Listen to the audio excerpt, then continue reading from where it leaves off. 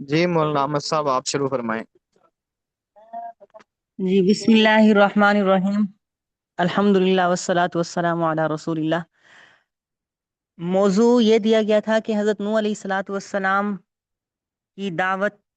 کا پہلو، یعنی کہ ان کی دعوت سے پہلے کیا حالات تھے اور انہوں نے کن حالات کے اندر دعوت دی، اور اس دعوت کے لیے انہوں نے کیا طریقہ کار اختیار کیا۔ تو اس موضوع پر پریزنٹیشن دینی تھی۔ تو سب سے پہلے حضرت نوح علیہ الصلاۃ والسلام جو ہیں یہ پہلے رسول ہیں، اور ان کے بارے میں ترمذی شریف کے اندر ایک حدیث آئی ہے کہ شفاعت والی جو حدیث ہے اس میں یہ فرمایا گیا کہ لوگ جو ہیں وہ حضرت نوح علیہ الصلاۃ والسلام کے پاس جائیں گے اور ان کو کہیں گے، یا نوح انت اول الرسل الى اہل الارض وقد سماک اللہ عبدا شکورا، کہ آپ زمین والوں کی طرف پہلے رسول ہیں، اور اللہ تعالیٰ نے آپ کا نام جو ہے وہ عبدن شکورا یعنی کہ شکر گزار بندہ رکھا۔ تو یہ حضرت نوح علیہ الصلاۃ والسلام پہلے رسول ہیں، اور ان کی دعوتی پہلو میں، یعنی کہ دعوت کے موضوع پر جب ہم بات کریں گے تو حضرت نوح علیہ الصلاۃ والسلام کی زندگی اور ان کے حالات اور ان کی دعوت کا منہج جو ہے وہ بہت ہی اہم کردار رکھتا ہے۔ اس کی وجہ یہ ہے کہ ایک تو سب سے پہلے رسول یہ ہیں، اور دوسرا یہ ہے کہ شیطان نے جو اللہ رب العزت سے وعدہ کیا تھا کہ لَأُغْوِيَنَّهُمْ أَجْمَعِينَ، کہ میں سارے کے سارے انسانوں کو گمراہ کروں گا، تو گمراہی کا سلسلہ جو ہے اور امت جو سب سے پہلے گمراہ ہوئی ہے وہ حضرت نوح علیہ الصلاۃ والسلام کے دور میں ہی ہوئی ہے، ان سے کچھ عرصہ پہلے ہوئی ہے۔ جیسا کہ قرآن پاک کے اندر ہی ہے کہ کانت اسی طرح کان الناس امتا واحدہ، کہ لوگ پہلے ایک امت تھی، یعنی ایک عقیدے پر تھے اور وہ توحید پر جمع ہوئے تھے۔ پھر ایک سلسلہ آیا، اس کی ساری تفصیل ہے کہ کیسے وہ شرک کی طرف آئے۔ تو حضرت نوح علیہ الصلاۃ والسلام سے پہلے جو لوگ تھے کچھ عرصہ وہ شرک کی طرف مائل ہو گئے تھے، تو اللہ رب العزت نے حضرت نوح علیہ الصلاۃ والسلام کو ان کی طرف مبعوث فرمایا۔ تو اس حوالے سے بھی حضرت نوح علیہ الصلاۃ والسلام کی زندگی جو ہے بڑی اہمیت کی حامل ہے، کہ دعوتی زندگی کے اندر حضرت نوح علیہ الصلاۃ والسلام جو ہیں وہ ایک مرکزی کردار ہیں، اور انہی کی دعوت کو بنیاد بنا کر باقی جتنے بھی انبیاء کرام آئے ہیں، کم و بیش 1,24,000، تو ان تمام انبیاء کرام کی دعوت کا جو انداز ہے یا دعوت کا طریقہ ہے وہ سارا وہی ہے جو حضرت نوح علیہ الصلاۃ والسلام کا ہے۔ ہاں، قوموں کے مزاج مختلف ہونے کی وجہ سے، قوموں کے احوال مختلف ہونے کی وجہ سے یا عادات مختلف ہونے کی وجہ سے چند چیزیں بدلیں، لیکن بنیاد جو ہے جیسے توحید ہو گئی، آگے جا کر بات کرتے ہیں، تو یہ بنیادی چیزیں وہی رہیں۔ تو اب اس کے اوپر ہم اس سے تھوڑا آگے لے کر چلتے ہیں کہ حضرت نوح علیہ الصلاۃ والسلام جس قوم کی طرف بھیجے گئے تو وہ قوم کیسی تھی، کن برائیوں میں مبتلا تھی۔ تو سب سے پہلی چیز یہ ہے کہ جیسے میں نے ذکر کی کہ وہ قوم شرک کے اندر مبتلا تھی، اور دوسرا یہ ہے کہ وہ قوم مختلف فرقوں کے اندر اور مختلف گروہوں کے اندر بٹ چکی تھی، یعنی کہ بعض ان میں اہل ایمان تھے جو پیچھے سے چلے آ رہے تھے حضرت آدم علیہ الصلاۃ والسلام کے دور سے، اور اکثریت جو ہے وہ اہل شرک کی تھی۔ تو بنیادی طور پہ یہی ہے کہ ان کی قوم جو ہے وہ مشرک تھی۔ اس کے علاوہ جو دیگر برائیاں ہیں وہ ان کے اندر کم ہی تھی، وہ باقی انبیاء کرام کا جب تذکرہ آگے آئے گا تو اس میں انشاءاللہ تفصیل سے بات ہوتی جائے گی۔ تو حضرت نوح علیہ الصلاۃ والسلام کی یہ قوم کا پس منظر ہو گیا، اور کچھ ان کے حوالے سے بھی بات ہو گئی۔ اب اگلی چیز یہ ہے کہ حضرت نوح علیہ الصلاۃ والسلام کی دعوت کا موضوع کیا تھا۔ تو حضرت نوح علیہ الصلاۃ والسلام کی دعوت کے موضوع کو جاننا اس لیے بھی بہت ضروری ہے کہ دیگر جتنے بھی انبیاء کرام آئے ہیں ان کی تقریباً دعوت کا موضوع یہی چیزیں ہی رہی ہیں۔ ان کی دعوت کا ایک موضوع جو ہے وہ عبادت رب، یعنی کہ اللہ رب العزت کی عبادت ہے، اور اسی طرح شرک کا ابطال، یعنی کہ شرک کو باطل کرنا، اور اللہ تعالیٰ کی عظمت کو لوگوں کے دلوں میں بٹھانا اور اس کا احساس پیدا کرنا۔ اور اسی طرح نوح علیہ الصلاۃ والسلام کی دعوت کا ایک بڑا موضوع جو ہے وہ استغفار ہے، جیسا کہ قرآن پاک کے اندر پچھلے درس کے اندر بھی ہم نے یہ بات پڑھی تھی کہ حضرت نوح علیہ الصلاۃ والسلام کا ذکر جو ہے تقریباً 34 مرتبہ ہوا ہے، تو اور مختلف صورتوں میں ہوا ہے، کہیں تفصیلاً ہوا ہے، کہیں اجمالاً ہوا ہے۔ تو قرآن پاک سے یہ ساری چیزیں ہمیں ملتی ہیں، جیسا کہ عبادت رب کے متعلق فرمایا کہ لقد ارسلنا نوحا الی قومہ فقال یا قوم اعبدوا اللہ ما لکم من الہ غیرہ انی اخاف علیکم عذاب یوم عظیم۔ تو اس میں اور بھی کئی ایسی آیات ہیں کہ جن کے اندر نوح علیہ الصلاۃ والسلام کے بارے میں فرمایا گیا کہ انہوں نے اپنی قوم کو یہ کہا کہ اللہ کی عبادت کرو، اللہ کے علاوہ کسی اور کی عبادت نہ کرو۔ تو یہ ان کی دعوت کا جو ہے بنیادی موضوع تھا، اور جتنے بھی انبیاء کرام آئے ہیں جناب نبی کریم صلی اللہ علیہ وسلم تک، تو ان سب کی دعوت کا موضوع یہی رہا ہے کہ اللہ رب العزت کی عبادت کریں۔ اور اس کے علاوہ ان کی دعوت کا دوسرا موضوع جو ہم نے گنا وہ شرک کا ابطال، یعنی کہ شرک کو باطل کرنا۔ ان کی قوم جو ہے انہوں نے کئی سارے بت بنا رکھے تھے، اور ان کو کئی سارے جو ہے وہ نام دے رکھے تھے، جیسے کہ سورۃ نوح کے اندر آیا وَقَالُوا لَا تَذَرُنَّ آلِهَتَكُمْ وَلَا تَذَرُنَّ وَدًّا وَلَا سُوَاعًا وَلَا يَغُوثَ وَيَعُوقَ وَنَسْرًا۔ یہ قرآن پاک نے بطور مثال جو ہے ان کے 5-6 بتوں کا ذکر کیا ہے۔ اس کے علاوہ ان کے اور بھی بہت سارے بت تھے، تو یہ شرک کے اندر ڈوبی ہوئی قوم تھی۔ تو حضرت نوح علیہ الصلاۃ والسلام نے ان کو جو ہے شرک کے یعنی کہ ابطال پر توجہ دی، اور اپنا دعوت کا موضوع جو ہے اس چیز کو بنایا۔ اسی طرح ان کی دعوت کا ایک بڑا موضوع جو ہے وہ استغفار ہے، جیسا کہ سورۃ نوح کے اندر ہی استغفار کے جو فوائد گنے جاتے ہیں کہ حضرت نوح علیہ الصلاۃ والسلام نے اپنی قوم کو استغفار کی بات کی اور ان کو استغفار کے فوائد بھی گنائے۔ فَقُلْتُ اسْتَغْفِرُوا رَبَّكُمْ إِنَّهُ كَانَ غَفَّارًا يُرْسِلِ السَّمَاءَ عَلَيْكُمْ مِدْرَارًا۔ تو حضرت نوح علیہ الصلاۃ والسلام کی دعوت کے یہ کئی سارے موضوعات تھے، ان میں سے ہم نے 3 موضوع جو ہیں وہ بنیادی چنے اور اس کے اوپر ہم نے بات کی۔ دوسرا، حضرت نوح علیہ الصلاۃ والسلام کی دوسری چیز جو ہے وہ اس میں آتی ہے کہ حضرت نوح علیہ الصلاۃ والسلام کی دعوت کا انداز کیا تھا۔ اور یہ انداز جیسے پہلے بار بار ذکر ہو چکا ہے، اس لیے بھی اہم ہے کہ باقی انبیاء کرام نے تقریباً اسی انداز کو ہی اپنایا ہے، اور ایک داعی جب ان انداز کو اپنائے گا تو اس کی دعوت جو ہے وہ مؤثر ہوگی، اور لوگوں کے اوپر اس کا ایک گہرا جو ہے اثر پڑے گا، اور اس کی دعوت کو وہ قبول بھی کریں گے۔ جیسے حضرت نوح علیہ الصلاۃ والسلام کی دعوت میں جو ہے دعوت کے انداز میں ایک انذار کا پہلو ہے، یعنی کہ آنے والے حالات سے خبردار کرنا، اور اسی طرح اللہ رب العزت کی عظمت کو لوگوں کے دلوں میں بٹھانا، اور اخلاص جو ہے لوگوں کے پیچھے جانا، اور مخاطبین کے ساتھ شفقت کے ساتھ پیش آنا۔ یہ تمام چیزیں جو ہیں حضرت نوح علیہ الصلاۃ والسلام کی دعوت کے انداز کے اندر شامل ہیں، اور ان تمام یعنی کہ مختلف انداز سے حضرت نوح علیہ الصلاۃ والسلام نے جو ہے وہ اپنی قوم کو دعوت دی۔ اس لیے سورۃ نوح کے اندر ہم پڑھتے ہیں کہ انی دعوتہم جہارا، کہ میں نے ان کو اونچی آواز سے بھی دعوت دی، یعنی کہ اعلانیہ بھی دعوت دی، خفیہ بھی دعوت دی، یعنی کہ انفرادی گشت بھی کیا اور اجتماعی گشت بھی کیا۔ تو مختلف انداز سے دن کو دعوت دی، رات کو دعوت دی۔ تو یہ ایک اخلاص تھا اور ایک مخاطبین سے شفقت تھی جو حضرت نوح علیہ الصلاۃ والسلام کے دعوت کے انداز کے اندر پائی جاتی ہے۔ اسی طرح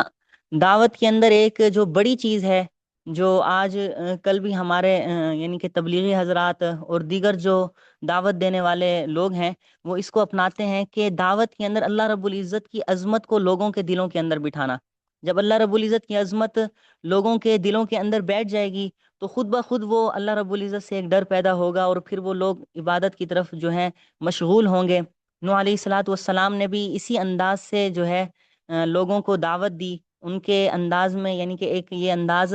خود قرآن پاک کے اندر اس کا ذکر کیا گیا، ما لکم لا ترجون للہ وقارا وقد خلقکم اطوارا الم تروا کیف خلق اللہ سبع سماوات طباقا وجعل القمر فیہن نورا وجعل الشمس سراجا۔ یہ ساری آیات جو ہیں اس کے اندر نوح علیہ الصلاۃ والسلام لوگوں کے دلوں کے اندر اللہ رب العزت کی عظمت کو بٹھا رہے ہیں۔ جب ایک آدمی کو ظاہری نظر آنے والی چیزوں کے ذریعے سے مثالیں دے کر سمجھایا جائے گا اور یہ کہا جائے گا کہ یہ بنانے والی ذات وہی ہے جس کی ہم عبادت کا تمہیں کہہ رہے ہیں، تو خود بخود دل کے اندر اس کی عظمت بیٹھے گی، اور اس کا ایک جو ہے دبدبہ اور روب بیٹھے گا، اور خود آدمی جو ہے وہ اللہ رب العزت کی عبادت کی طرف مشغول ہوگا اور شرک سے وہ پاک ہو جائے گا۔ تو یہ حضرت نوح علیہ الصلاۃ والسلام کی دعوت کے انداز تھے کہ انذار، عظمت الہی کا ثبوت، اخلاص اور مخاطبین کے لیے شفقت۔ اس کے بعد تیسری چیز جو ہے وہ یہ آتی ہے کہ حضرت نوح علیہ الصلاۃ والسلام کی دعوت کے مخاطبین کون تھے۔ تو باقی جتنے بھی انبیاء کرام ہیں تو ان کو ان کی دعوت کا یعنی کہ جو مخاطبین تھے وہ ان کی قوم ہی تھی، لیکن اس کے اندر یہ مفسرین اور قرآن پاک کے اندر بھی اگر غور کیا جائے تو ہمیں یہ نظر آتا ہے کہ مخاطبین کے اندر دو قسم، قوم کے اندر دو قسم کے لوگ ہیں، ایک وہ جو ضعفاء ہیں اور دوسرے وہ ہیں جن کو ملا سے تعبیر کیا گیا، یعنی کہ سردار ہیں، بڑے لوگ ہیں۔ تو جتنے بھی انبیاء کرام آئے ہیں انہوں نے پہلے اپنی دعوت کا جو یعنی کہ مخاطبین ہیں یا دعوت کا جو حلقہ بنایا ہے وہ ضعفاء میں بنایا ہے، کمزور لوگوں میں بنایا ہے۔ اسی وجہ سے ہم دیکھتے ہیں کہ قرآن پاک کے اندر ہر نبی کے اوپر تقریباً یہ اعتراض ہوا کہ آپ کے ساتھ بیٹھنے والے جو ہیں وہ کمزور لوگ ہیں، اور ان کے یعنی کہ ایسے لوگ ہیں جن کی معاشرے کے اندر کوئی وقعت نہیں ہے۔ تو حضرت نوح علیہ الصلاۃ والسلام نے بھی اپنی دعوت کا جو پہلا یعنی کہ پہلے مخاطب بنائے وہ ضعفاء کو بنایا، اور پھر اس کے بعد جو ہے وہ ملا جو جاگیردار تھے یا بڑے لوگ تھے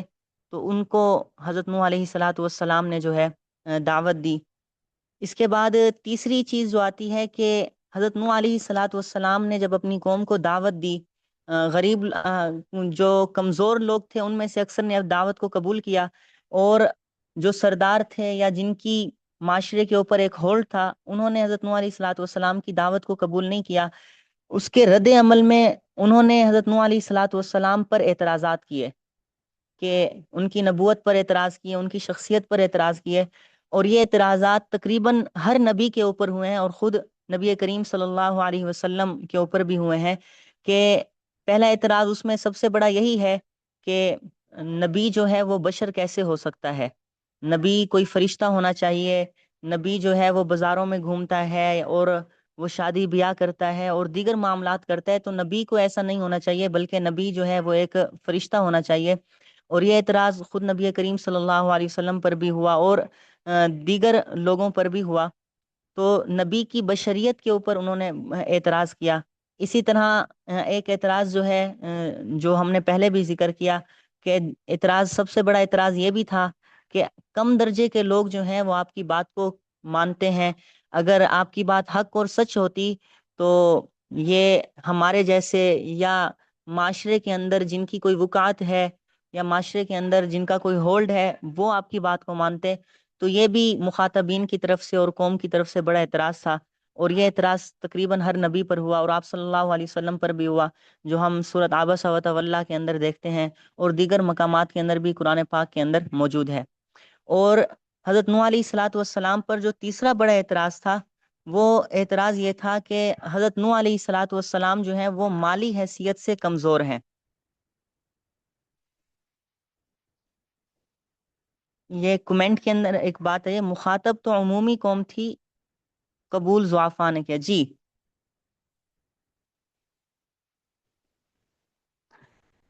ٹھیک ہو گیا۔ حضرت نوح علیہ الصلاۃ والسلام پر تیسرا اعتراض جو ہے وہ یہ تھا کہ حضرت نوح علیہ الصلاۃ والسلام جو ہیں مادی طور پر کمزور ہیں، یعنی کہ مالی طور پر کمزور ہیں، اور یہی اعتراض جو ہے آپ صلی اللہ علیہ وسلم پر اور دیگر انبیاء کرام پر بھی ہوا۔ اور یہ تین اعتراضات آپ کے سامنے ذکر کیے کہ ان کے قوم نے جو حضرت نوح علیہ الصلاۃ والسلام پر اعتراض کیے، اور دیگر انبیاء کرام پر بھی یہی اعتراضات ہوئے۔ نمبر ایک، نبی کی بشریت پر، نمبر دو کہ کم درجے کے جو لوگ ہیں وہ ان کے ماننے والے ہیں، اور تیسرا اعتراض جو ہے وہ کمتر مالی حیثیت۔ اس کے بعد جو نتیجہ ہونا تھا کہ نوح علیہ الصلاۃ والسلام کی قوم نے جب ان کی دعوت کو قبول نہیں کیا، اور حضرت نوح علیہ الصلاۃ والسلام نے بہت لمبا عرصہ جو ہے تقریباً 950 سال جو ہے اپنی قوم کو دعوت دی، تو اس کے بعد بالآخر انکار کا نتیجہ جو ہے وہ عذاب کی صورت میں آیا، اور جو ہے پانی کے عذاب نے ان کو گھیرا۔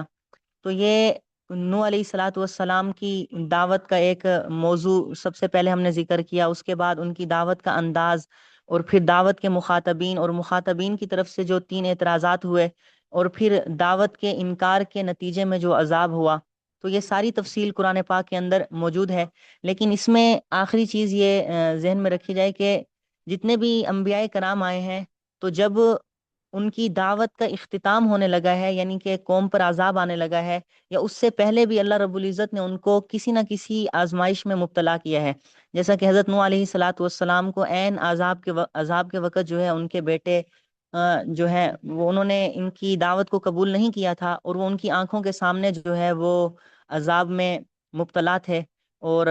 یہ ساری جو سورت ہود کے اندر ان کا واقعہ آتا ہے، تو یہ بہت بڑی آزمائش تھی کہ اپنی آنکھوں کے سامنے اپنی اولاد کو جو ہے وہ عذاب کے اندر انہوں نے مبتلا دیکھا، اور نہ ماننے کی جو ہے نتیجہ ان کے سامنے آیا۔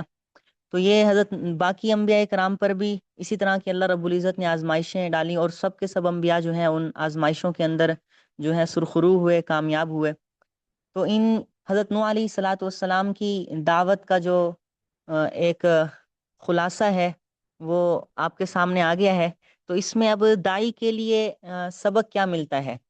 دائی کے لیے سبق ہر چیز ہی حضرت نوح علیہ الصلاۃ والسلام، کیونکہ اول الرسول ہیں، پہلے رسول ہیں، اور اولو العزم جو ہیں پیغمبروں میں سے ہیں، جو 5 پیغمبر ہیں ان میں حضرت نوح علیہ الصلاۃ والسلام پہلے ہیں، اور ان کی دعوت جو ہے وہ باقی تمام انبیاء کرام کی جو مناہج دعوت ہیں ان کے لیے بنیاد ہے۔ تو ان کی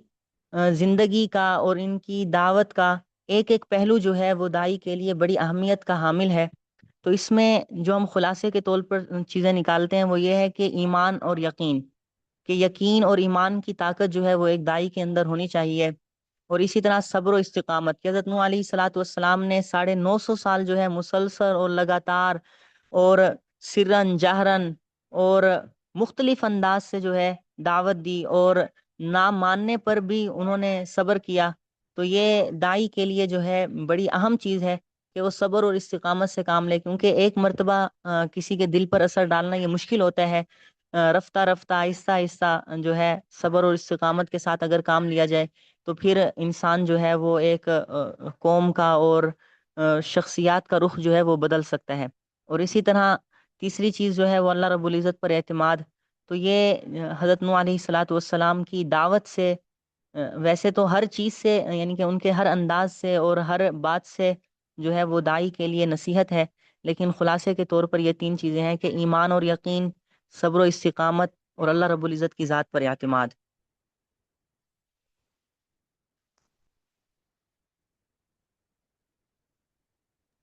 السلام علیکم ورحمۃ اللہ وبرکاتہ۔ میرے خیال سے حضرت شیخ صاحب تشریف لے آئے ہیں، تو ابھی ساجی بات فرمائیں گے۔ وعلیکم السلام ورحمۃ اللہ وبرکاتہ۔ جناب احمد فدا صاحب، بہت اچھی گفتگو کی آپ نے، ماشاءاللہ بڑا اچھا۔ میں ابھی تک چلتے ہوئے آ رہا ہوں، ابھی بس گاڑی سے اترا، ابھی میرا پیدل جا رہا ہوں اپنے گھر کی طرف، 8-10 منٹ کا راستہ ہے۔ تو آپ بس یہ کام کریں کہ آگے اس کے بعد کوئی اور پریزنٹیشن ہے آپ کی مزمل صاحب یا اور کسی کی؟ جی شیخ، ابھی یہ احمد صاحب بھی پہلے باری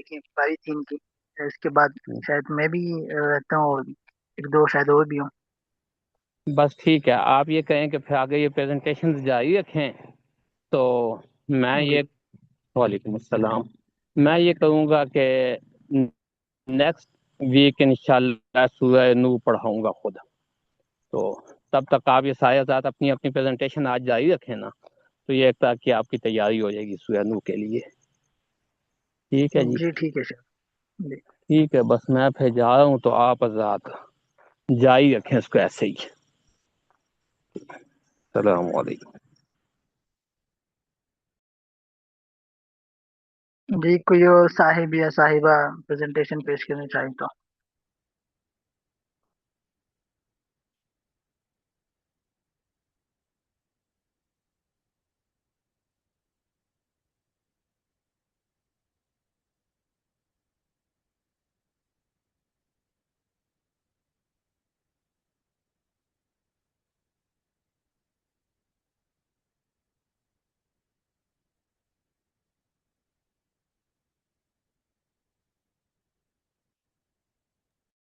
مزمل بھائی، آپ ہی اپنے علم سے مستفید فرمائیں ہمیں۔ جی ٹھیک ہے شیخ، میں مختصر سے کچھ باتیں عرض کیا دیتا ہوں جو میں نے لکھی تھی۔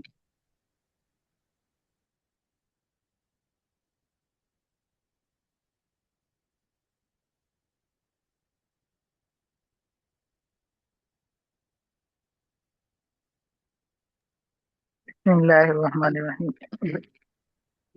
میں نے ویسے عزت الساجی کو مقالہ بھی، جو مقالہ تو نہیں کہیں گے اس کو، جو اسائنمنٹ تھا وہ میں نے بھیجا بھی تھا، اس کا میں نے نام رکھا تھا حضرت نوح علیہ السلام کا تذکرہ اور ان کی دعوت قرآنی تناظر میں۔ تو حضرت نوح علیہ السلام کا مختصر تعارف آپ سب حضرات کو اس کے علم آپ کے علم میں بھی ہے کہ نوح علیہ السلام جلیل القدر انبیاء اکرام علیہم الصلاۃ والسلام میں سے ہیں، اور اولو العزم رسولوں میں سے ہیں، اور آدم علیہ السلام کے بعد ایسے پہلے رسول ہیں جنہیں ایک مشرق قوم کی طرف باقاعدہ رسول بنا کر بھیجا گیا۔ آپ نے اپنی قوم کو تقریباً 950 سال تک توحید کی دعوت دی، لیکن بہت کم لوگ ایمان لائے، جیسا کہ اللہ تعالیٰ کا ارشاد ہے وَلَقَدْ أَرْسَلْنَا نُوحًا إِلَىٰ قَوْمِهِ فَلَبِثَ فِيهِمْ أَلْفَ سَنَةٍ إِلَّا 50 عَامًا۔ تو کہ ہم نے نوح علیہ السلام کو قوم کی طرف بھیجا اور وہ ان میں تقریباً 950 سال ان میں تبلیغ کی، توحید کی، اور وہ کم لوگ ہی ایمان لائے۔ پھر اسی طرح قرآن مجید میں نوح علیہ السلام کا کئی بار کئی جگہوں پر ذکر آیا جن کی لسٹ میں نے تھوڑی سی بنائی تھی آگے، اس میں اسائنمنٹ میں نے کچھ تفصیل بھی لکھی ہے، آیتیں شامل کی، لیکن یہاں صرف میں وہ آیتوں کے نمبر اور صورتوں کے نام بتا دیتا ہوں، جن میں سورۃ الاعراف میں آیت نمبر 49 سے نہیں آیت نمبر 59 سے 64 تک ہے، پھر سورۃ یونس ہے آیت نمبر 71 سے 73 تک، پھر سورۃ ہود ہے آیت نمبر 25 سے 49 تک، پھر سورۃ المومنون ہے آیت نمبر 23 سے 30 تک، پھر سورۃ الشعراء ہے آیت نمبر 105 سے 122 تک، اور سورۃ صافات ہے آیت نمبر 75 سے 82 تک، اور سورۃ القمر ہے آیت نمبر 9 سے 17 تک، اور سورۃ النوح ہے آیت نمبر 1 سے 28 تک۔ تو آخر میں نے یہ آیات بھی شامل کی، لیکن یہاں مختصر میں صرف آیتوں کے نمبر ہی بتا دیے ہیں بذات۔ اچھا، پھر آگے نوح علیہ السلام کی دعوت کا اسلوب قرآن کی روشنی میں۔ نوح علیہ السلام نے سب سے پہلے ظاہر کی توحید کی دعوت دی، ہر نبی توحید کی دعوت دیتا ہے، اور ان میں یہی مشترک چیز ہوتی ہے کہ وہ سب سے پہلے توحید کی دعوت دیتے ہیں۔ تو نوح علیہ السلام کی توحید کا آغاز دعوت کا آغاز اللہ تعالیٰ کی توحید و وحدانیت سے ہوا کہ یا قوم اعبدوا اللہ ما لکم من الہ غیر۔ تو سب سے پہلے انہوں نے توحید کی دعوت دی، اس کے بعد انہوں نے دوسری جو چیز عذاب سے پہلے خبردار کرنا، یعنی توحید کے بعد انہوں نے پھر اس کا انجام بھی بتا دیا کہ اگر آپ توحید نہیں قبول کرتے تو پھر ظاہر ہے کہ اس کا انجام کیا ہوگا، یہ بھی آپ سن لیں۔ اپنی قوم کو وہ خبردار کر رہے ہیں کہ انی انذر قوم کا، کہ میں کیا کرتا ہوں آپ لوگوں کو ایسے عذاب سے خبردار کرتا ہوں کہ انتہائی دردناک عذاب، جیسے سورۃ نوح کی یہ پہلی آیت ہے۔ اسی طرح خیر خواہی اور اخلاص، کہ ابلغکم رسالات ربی وانصح لکم، کہ بھئی میں تو تمہارے لیے خیر خواہ ہوں اور تمہیں میں سے ہوں،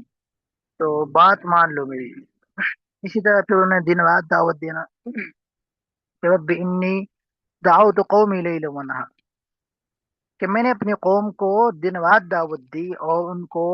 توحید کی طرف لانے کی کوشش کی۔ اسی طرح پھر انہوں نے جو پانچویں چیز جسے میں نے لکھا وہ ہے اعلانیہ اور خفیہ دعوت، کہ ثم انی دعوتہم جہارا ثم انی اعلنت لہم واسررت لہم، کہ ان کو خفیہ بھی دعوت دی ہے، اعلانیہ طور بھی دعوت دی ہے، جیسے جیسے ممکن ہوتا گیا ان کے لیے وہ دعوت دیتے گئے۔ اسی طرح پھر ان کو استغفار کی دعوت بھی دی کہ فقلت استغفروا ربکم انہ کان غفارا۔ پھر ان کے فوائد بھی بیان کیے کہ یرسل السماء علیکم مدرارا ویمددکم باموال وبنین، آگے پوری آیت ہے۔ اچھا، پھر اسی طرح اللہ تعالیٰ کی قدرت کی نشانیوں سے استدلال کرتے ہوئے ان کو پیش کیا کہ بھائی ان نشانیوں پہ غور کرو اور ان پر کیا کرو، ایمان لاؤ، کہ ما لکم لا ترجون للہ وقارا وقد خلقکم اطوارا، کہ اللہ تعالیٰ نے تمہیں مختلف مراحل سے گزارتے ہوئے تمہیں پیدا کیا ہے۔ یہ ایک بہت بڑی نشانی ہے کہ انسان کا پورا ایک جسم وہ کہتے ہیں نا کہ انسان کے جسم میں خدا بستا ہے، تو یہ وہی چیز ہے۔ اچھا، پھر آگے ہے کہ نوح علیہ السلام کی قوم نے ان کو رد کیسے کیا، ان کی بات کیسے نہیں ہوئی۔ سب سے پہلے اس میں چیز آتی ہے دعوت سننے سے انکار۔ وَإِنِّي كُلَّمَا دَعَوْتُهُمْ جَعَلُوا أَصَابِعَهُمْ فِي آذَانِهِمْ، وہ اپنی انگلیاں کانوں میں ڈال لیتے، جو عام مشرکین کی بھی روش تھی نبی کریم صلی اللہ علیہ وسلم کے زمانے میں۔ اور اسی طرح انہوں نے بھی کیا کیا کہ ان کی دعوت بالکل نہ سنی۔ پھر دوسری چیز سے آباء و اجداد کی اندھی تقلید، وقالوا لا تذرن آلهتكم ولا تذرن ودا ولا سوا، جیسے احمد بھائی نے بھی ان کا نام لیا کہ وہ ان معبودوں کو، ان خداؤں کو وہ پوچھتے تھے، ود تھے، سوا اور یغوث یعوق وغیرہ. تو ان اندھی تقلید کی وجہ سے وہ نوح علیہ السلام کی دعوت قبول نہ کر سکے اور انہوں نے قبول نہیں کی. پھر یہ کہ نوح علیہ السلام کو انہوں نے مذاق بھی اڑایا، اور کہ وہ جب کشتی بنا رہے تھے اور جب ان کے قوم کے سردار ان کے پاس سے گزرتے تو ان کا کیا کرتے ہیں، مذاق اڑاتے کہ بھئی یہ تو ایک عجیب ہی چیز ہے کہ یہاں آس پاس نہ کوئی سمندر ہے، نہ پانی ہے، کچھ بھی نہیں ہے، لیکن یہ حضرت صاحب ہے کہ وہ کشتی بنا رہے ہیں. اچھا، اب میں مختصر بتا رہا ہوں، آپ حضرات کے سامنے مختصر پیش کروں. پھر اس میں یہ کہ نوح علیہ السلام کی سیرت سے آج کے داعیوں کے لیے کیا سبق ہے. قرآن مجید میں ایک داعی کو درج ذیل صفات، قرآن مجید کی روشنی میں ایک داعی کو درج ذیل صفات اختیار کرنی چاہیے، جسے میں نے یہاں پر ذکر کی کہ نمبر ایک، داعی دعوت کا آغاز توحید سے کرے، جیسے کہ انبیاء کرام علیہ الصلوۃ والسلام بھی کرتے تھے، اور نبی کریم صلی اللہ علیہ وسلم نے بھی یہی فرمایا تھا کہ قولوا لا الہ الا اللہ تفلحون، کہ بھائی اللہ تعالیٰ کی وحدانیت قبول کر لو. لیکن اس میں یہ چیز پیش نظر رہے کہ ہر شخص کے اس کے مزاج اور اس کے نفسات کے مطابق ان کو کیا کرے، دعوت دے توحید. تو یہ کہ ہر حال میں صبر و استقامت اختیار کرے، جیسے کہ انبیاء علیہ الصلوۃ والسلام کا یہ شیوہ ہے کہ وہ صبر اختیار کرتے تھے اور استقامت پہ وہ رہتے تھے کہ وہ مخالفین کے کسی خوف سے وہ ان کا حوصلہ پست نہیں ہوتا تھا. تو یہ کہ دن رات اور ہر مناسب موقع پر دعوت دیں، اور حالات کے مطابق اعلانی اور انفرادی دونوں طریقے سے، اور اجتماعی طریقے جہاں پر بھی وہ کسی انفرادی کسی کو دیکھ لے اس کو دعوت دے، کسی مجمع میں چلا جائے وہاں ان کو دعوت دے، اور حالات کے مطابق. تو یہ کہ نرمی، خواہی اور اخلاص کے ساتھ دعوت دے. اس میں پھر یہ کہ قرآن، عقل اور کائنات کی نشانیوں سے استدلال کے، جو ادعائی کے لیے بنیادی چیز ہے کہ ان چیزوں کے اسے فہم بھی ہو کہ وہ کائنات کی نشانیوں سے استدلال کر کے اللہ تعالیٰ کی وحدانیت کو ثابت کر لیں. تو یہ کہ مخالفت اور لوگوں کے مذاق اڑانے اور ان چیزوں سے وہ بالکل بنا گھبرائے نہ مایوس ہو. اور یہ کہ پھر جو بنیادی چیز ہے کہ نتائج کو اللہ تعالیٰ پر چھوڑ دے، ظاہر کہ ہدایت اسی کے ہاتھ میں ہے. تو یہ چند باتیں میں نے آپ حضرات کے سامنے بالکل مختصر ذکر کی ہیں. اب جو کوئی اور صاحب یا صاحبہ ذکر کرنا چاہے اور یہ مستفید فرمانا چاہیں تو اپنے مائک کھولیے اور بیان فرمائیے. جزاک اللہ.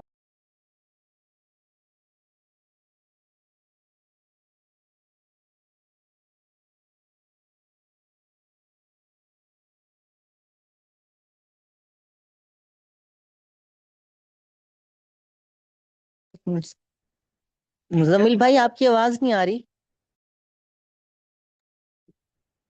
شیخ میں نے مائک بند کر دیا. میں نے ابھی گزارش کی ہے کہ کوئی صاحب یا صاحبہ اپنی پریزنٹیشن پیش کرنا چاہیں تو وہ مائک کھول لیں اور بیان فرمائیں، ہمیں مستفید فرمائیں. نہیں تو پھر میرے خیال سے وہ وائنڈ اپ کرتے ہیں کلاس. کیا خیال ہے؟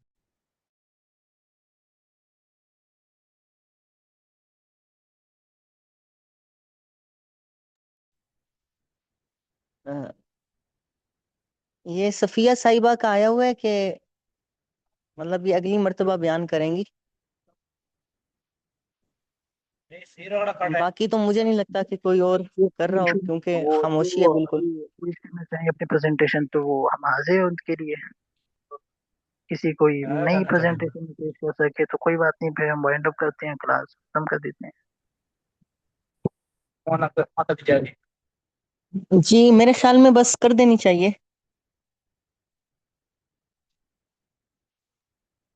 ٹھیک ہے شیخ، پھر ختم کر دیتے ہیں. باقی یہ ذات میں سے کوئی بتانا چاہیں، کچھ فرمانا چاہیں تو ابھی 2-3 منٹ رک جاتے ہیں.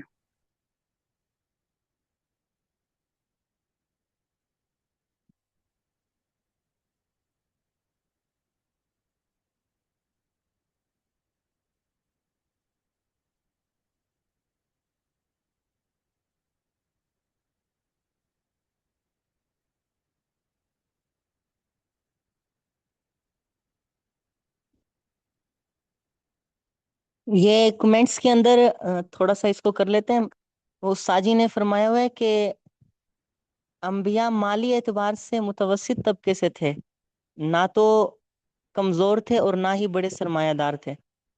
اسی طرح سماجی اعتبار سے بھی اعلیٰ حیثیت رکھتے تھے.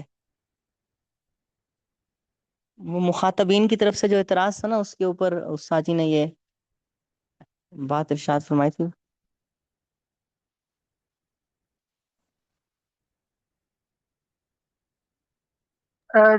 شیخ پھر ختم کر دیتے ہیں، میرے پاس یہاں عذر بھی وہ پیش کر رہے ہیں، تو پھر ختم کر دیتے ہیں. جی ٹھیک ہے، ٹھیک ہے مجلس کے اختتام کی دعا پڑھ لیں. سبحانک اللہم و بحمدک، لا الہ الا انت، استغفرک و اتوب الیک. السلام علیکم.